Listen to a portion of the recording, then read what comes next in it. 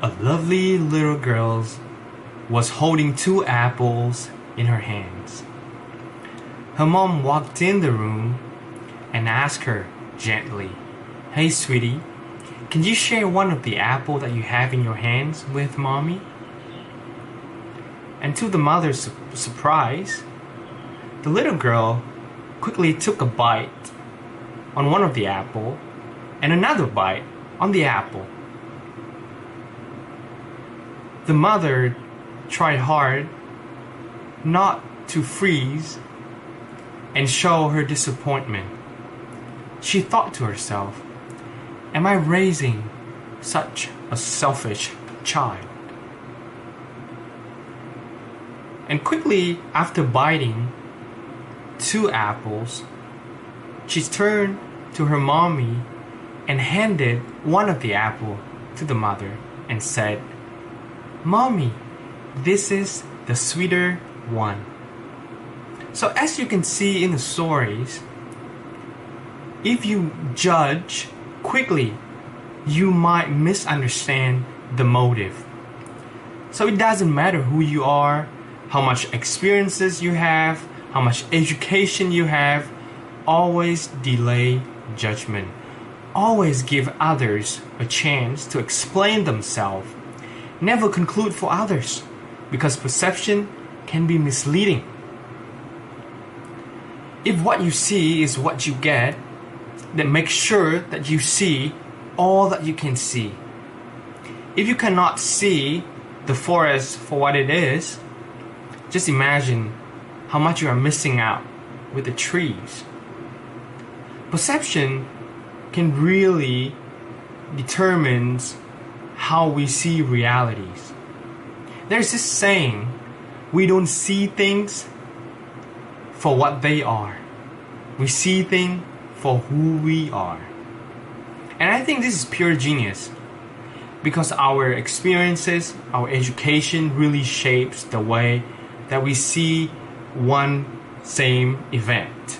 For example, eyewitnesses' testimony for criminal cases. Time and time again, conflicting stories surface from bystanders who actually have no evil motives at all. What they saw simply just the same thing, but because of their different experiences, they tell different stories. And this poses as a struggle, as a challenges for law enforcement, for trial lawyers, and for judges. And I have another story to illustrate this. The story of a man and his son who are in a car accident. And the son needs emergency surgery. But at the hospital, the surgeon said, "I cannot operate on this person. He's my son." But wait, wasn't the father injured too?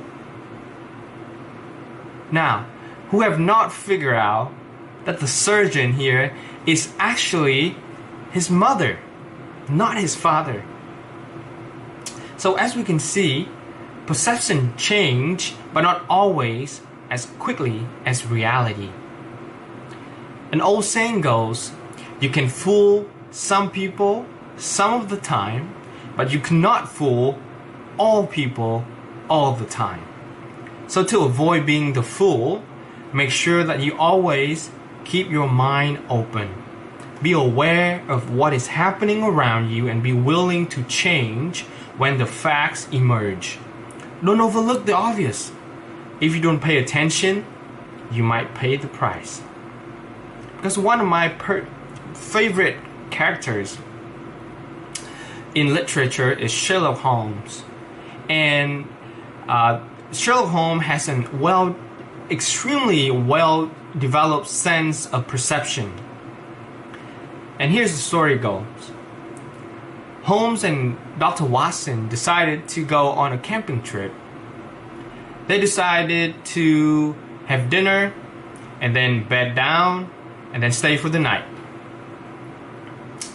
A while later, Holmes wakes up and realizes there's something going on, he kind of nudged Dr. Watson and asked, Watson, what do you see? And then sleepy Watson just kind of mumbles, oh, I've seen millions of stars. And then Holmes asked him, now, what does that mean?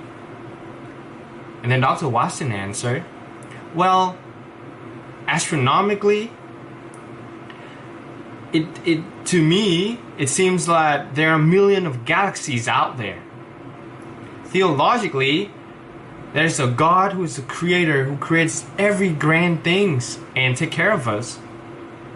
Meteorologically, I can tell you that tomorrow might be a beautiful day. What do you see, Holmes?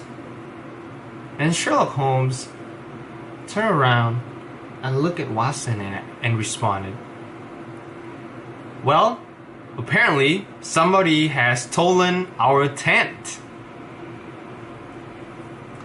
So the moral of the story is this. First impressions are important, but lasting impressions are even more important. Always look for more. Thank you.